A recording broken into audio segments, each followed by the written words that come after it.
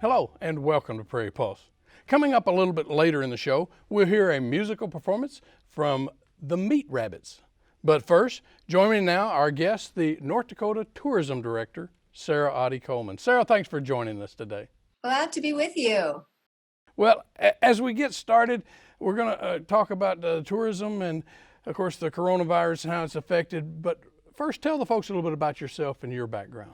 Well, I've been the director of the tourism division here at the Department of Commerce for a little over 18 years. Prior to that, I did destination marketing for Bismarck Mandan. So I've been in the travel and tourism sector for a long time. We've recently expanded that into doing more commerce marketing and state marketing because we know that that what we do to market the state also elevates our image and helps attract businesses and workforce and all of those things. So it's been a fun journey. Never 2 days are never the same. I'm from North Dakota girl, born and raised here. Came back after college, married a farmer and a rancher, and so we're North Dakotans for life. Well, I'm sure coronavirus has had an impact on state tourism and probably been a crimp in state tourism. Can you sort of update the folks on the impact it's had? Yeah, it's been devastating. You know, travel and tourism and the hospitality sector was the first industry and the hardest hit sector of the economy to be hit. Nationwide, unemployment in the travel sector is 51% right now. That's more than double of what it was at the height of the Great Depression. So it's been a huge impact on our industry. Here in North Dakota, between March 15th and June 6th, we have lost $564 million in visitor spending. Of that, 16 million of it is state taxes that would have been generated from that visitor activity, and 27 million is local taxes. So the hard part for us is, not only are our businesses not receiving that visitor revenue, but our tax revenues are less. So then that supports, of course, the amenities and services that we all know and expect here in North Dakota. So, doom and gloom, yes, but North Dakota is one of the best 10 markets showing weekly travel spending increases. This is through June 6th. So this means that we may be among the first to recover. We're hopeful, with quarantines and travel restrictions and business closures for all but essential workers, mostly halted. Of course, we still have a few with Canada and a few states, but with that opening up, we're looking forward to a quick recovery. Yeah, well, cases in the state seem to be leveling off, and of course we've started reopening processes. But can you discuss which venues and state parks are currently open? Sure. Yeah, we worked hard with businesses and operators to develop the ND Smart Restart guidelines, which really helped guide our phased opening with the goal of, protecting lives and livelihoods. So those conversations with businesses and entities, event planners, all of those folks really helped guide our direction. And of course, we match those up with the health metrics. But as for state facilities, most of them are opened. Some have group facilities that are closed or group events that have been canceled. For example, state parks doesn't have group camping or any of their major group events like fishing tournaments that came out of the state parks. Those have been halted. But otherwise, like state parks are operating mostly all completely at full, with most of their services. There are a few examples or a few services that aren't offered anymore. So one example of that would be the yurts don't have dishes in them anymore. So you need to maybe bring paper or your own dishes. Their comfort stations and showering facilities are going to be closing for a few hours every day, in the evening when people are less likely to use them, to do a deep cleaning. So there are some things that are changed, but for the most part, visitors should come to expect, great experiences at the state facilities. The Heritage Center is also opening next week. Most of the other state historic sites are already opened. So for the most part, on the state side, we're looking good and ready to receive visitors. Well, it's good to hear precautions are being taken, but are there any sites that are going to be closed indefinitely or maybe throughout the summer? Yeah, there are a few, or a few that are at least extending their openings. So the biggest ones that are closed or that are lost business for sure are events, and we cancel a lot of events. But in terms of actual attractions, there are a few that are coming online a little bit later. For example, the Visitor Center at Theodore Roosevelt National Park North Unit, and then the Knife River Indian Village National Historic Site and Fort Union National Historic Site will be opening July 1st. Painted Canyon Visitor Center, which I know everybody loves, and it's kind of our icon. They're still awaiting final approval. And the North Unit up by Watford City, that visitor center will be opening August 1st. Again, that's a little bit more congested area. Also, the campgrounds at the national park are awaiting new restrooms. So they have some upgrades that were mandated at the federal level. And as soon as that becomes available, those campgrounds will be available and people can rebook campsites in the national park. In terms of other sites, some of the amenities are maybe not operating 7 days a week anymore. So just encourage everybody to do their research ahead of time and find out what the times and availabilities are. So what do summer hotel motel bookings look like right now? You know, interest on search has been strong with our advertising campaign that came in. So in other words, if people are looking for a hotel room on Expedia or one of those sites, strong. So we're encouraged by that. Currently, our occupancy rate is certainly not where we want it to be, and certainly not at an area where hotels can stay open and remain profitable. Right now, occupancy is about 36.9%. The good news is that that's up considerably, so we're moving in the right direction, but still pretty low in terms of hotel occupancies. So we're hoping to see that improve soon. So, or do you consider, you mentioned group camping maybe being cut back, but do you think camping will be on the rise for this season? Absolutely, camping is camping. When we saw all the public perception surveys that were coming in, really people are comfortable if they can control their surroundings, which makes sense, right? So if you're in your own vehicle, you can scrub that down and you can disinfect it after you go to the gas station. So personal vehicles, RVs, camping, where you're controlling again that environment, were among the first things for people to do, as well as those outdoor activities like hiking and biking. Yeah. Well, I know the Canadian visitors are important, and you and I talked earlier. I think you had a meeting with the governor and maybe others. Can you update us on what's going on with border crossings and when the border will be fully open? I wish I knew when the border would be fully open, but you're exactly right. We just had a meeting this morning, in fact, with folks along the Red River Valley, who of course are so tied into that Canadian I-29 corridor, where people flow through like it's just regular business. They're friends and neighbors, and that's how they do business, and it's really impacted them. So we don't know when the border will be open, but there's been some discussion on our call. We talked about, is it possible to open just in Manitoba or Saskatchewan and Manitoba, where we know that the risk levels are much lower.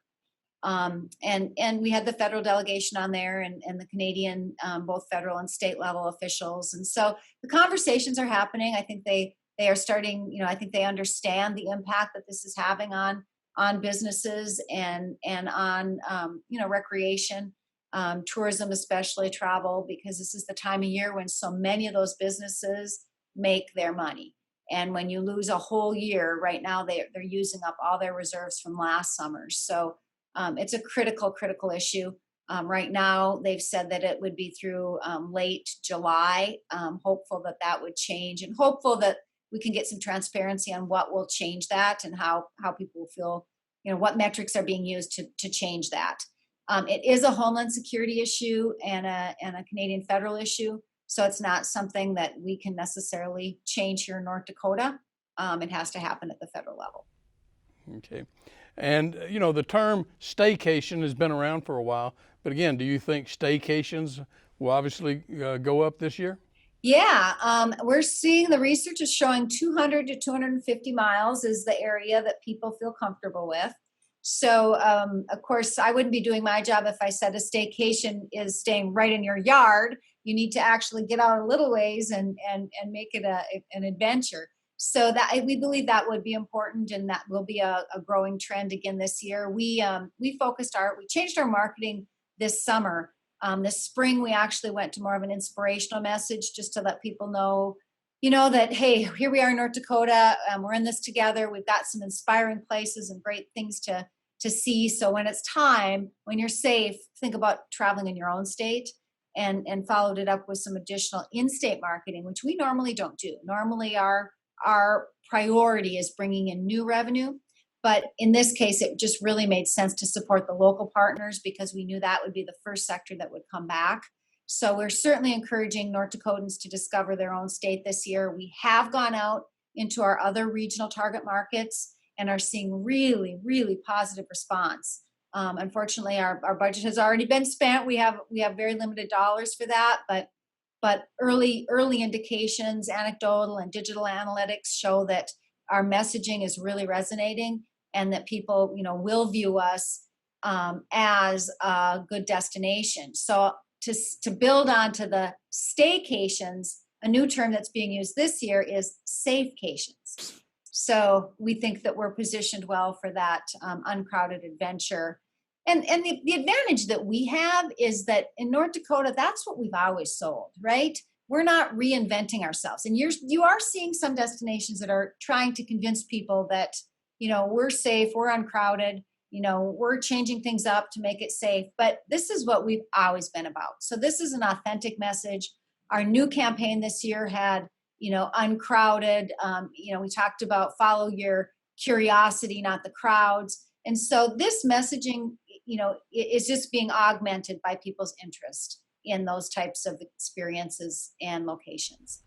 Yeah, is there an opportunity for North Dakota to sort of capitalize on our low cases of coronavirus as opposed to other parts of the country? I assume you talk to your colleagues across the United States. Yeah, absolutely. We've been doing a lot of Zoom calling with my colleagues across the country, and yes, I do believe that our low case numbers, the fact that we've tested at a high level, the fact that we were one of the first states to open up businesses, and we didn't even close everything down, but those that we did were opened, and now we're going with large gatherings, and our case numbers aren't going up because we're on top of the metrics, and our health team has been really able to control any outbreaks that we have. And so I think that will help set us apart even from other rural and outdoor adventure states.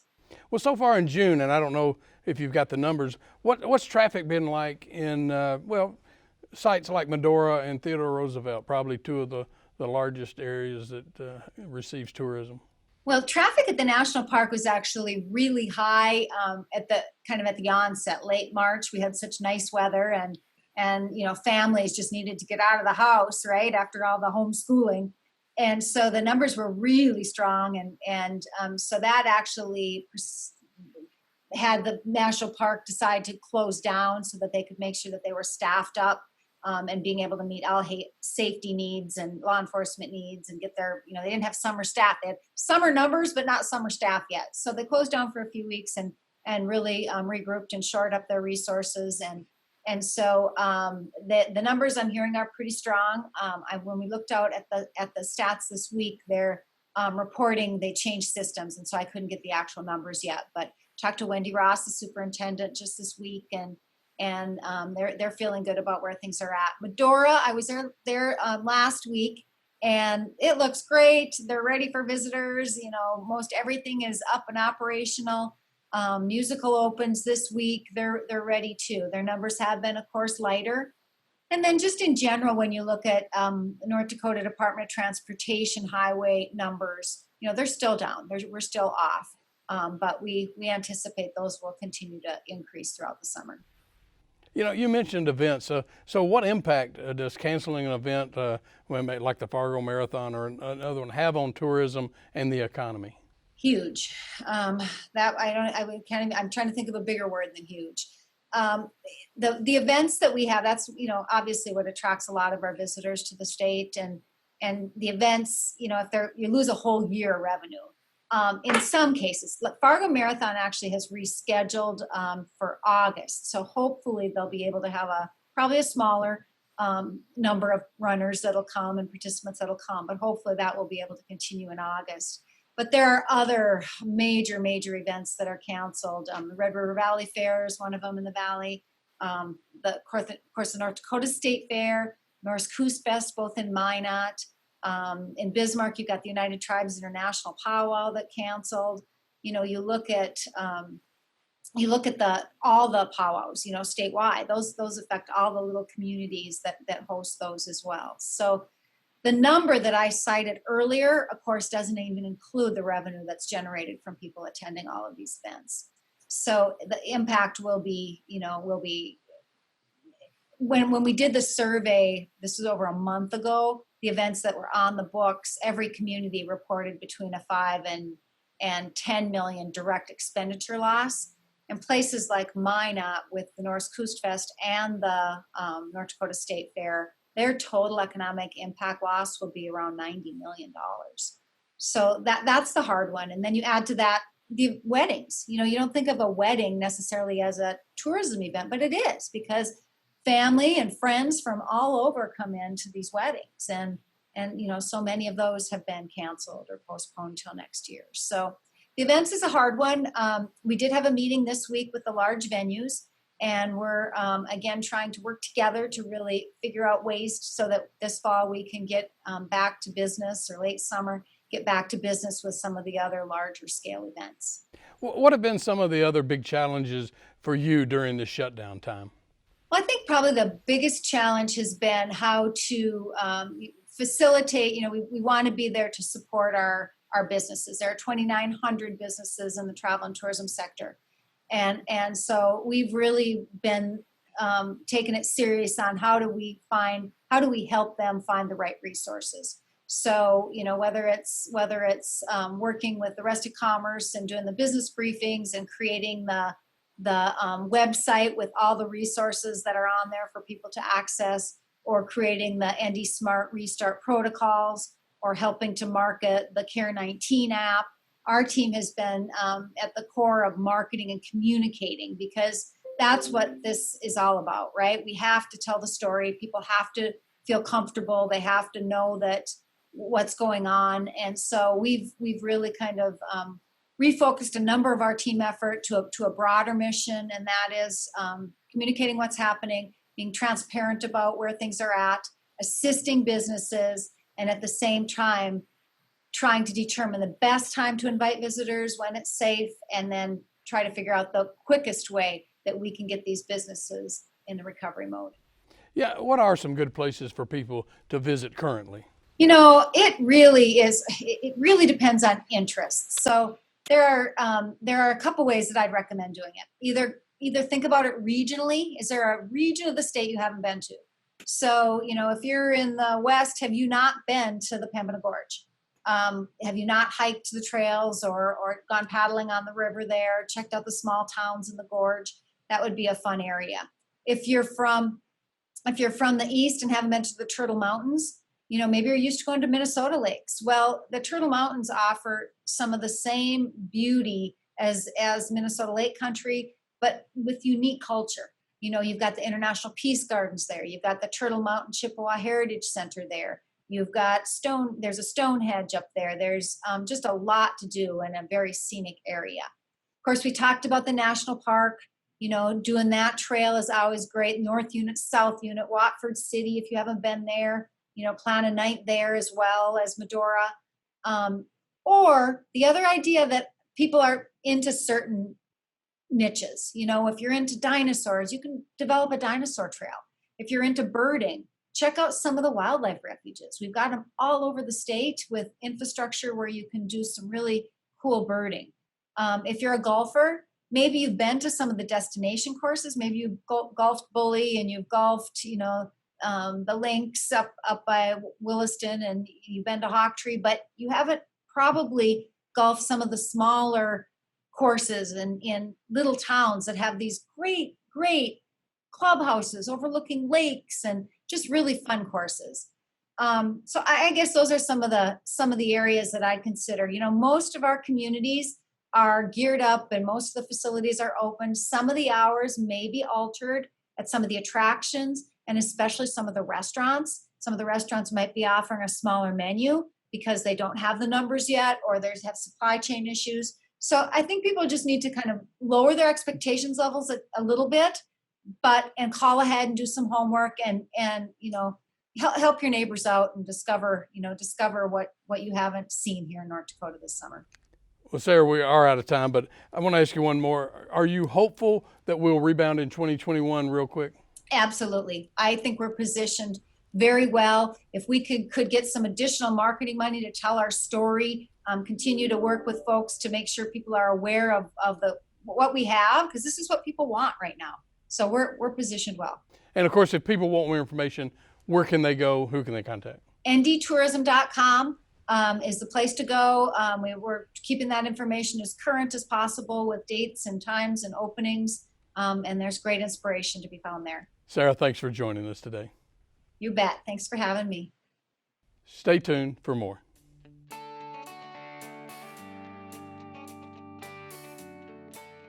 The Meat Rabbits are a talented group of musicians who combine traditional polka, rock, and pop music for a fun and energetic show.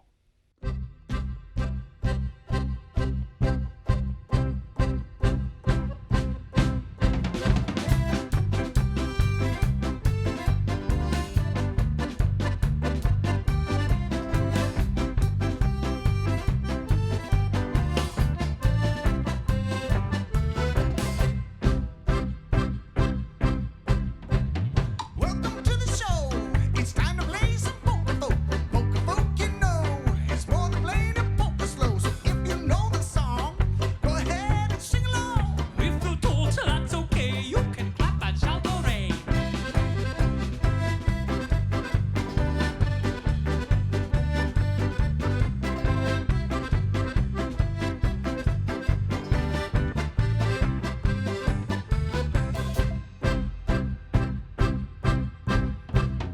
None of us is German. We can't even speak it. We just make up words and hope that you believe it. Like Wunderbar and Wunderbeer. I wonder what that means, yeah. If you don't like our accents, you can go and kiss our glasses. What did he say? I don't know.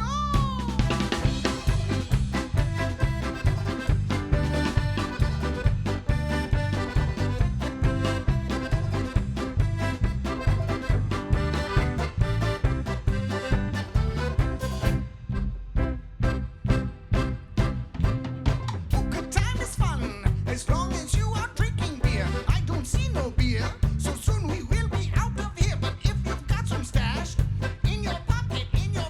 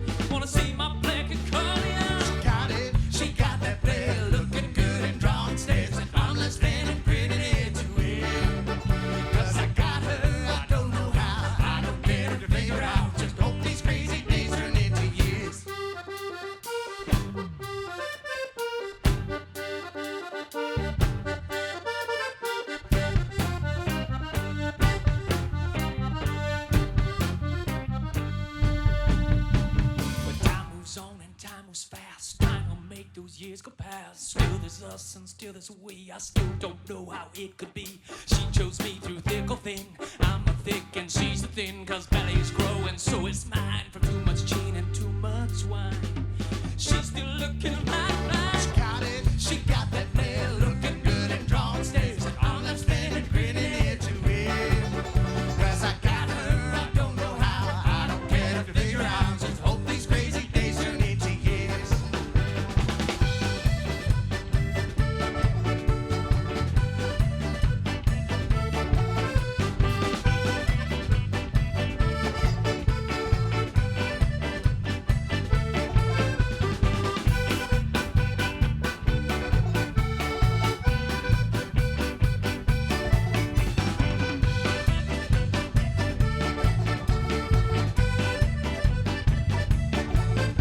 She's got it, she got that flair, looking good and drawing stares. I'm left standing grinning ear to ear. Cause I got her, I don't know how, I don't care to figure out. Just hope these crazy days turn into years. Well, she got that smile, got them moves that drive her wild. She got it all, a lover and a friend. And I got her, I don't know why. Guess I'm just a lucky guy. These two left feet, they somehow pulled her in. Oh, she got it, she got that flair, looking good and drawing stares. And I'm left standing grinning ear to ear. Cause I got her, I don't know how, I don't care to figure out. Just hope these crazy days turn into years. I just hope these crazy days turn into years. I'm so glad these crazy days became years. Well, that's all we have on Prairie Pulse this week. Stay safe, and as always, thanks for watching.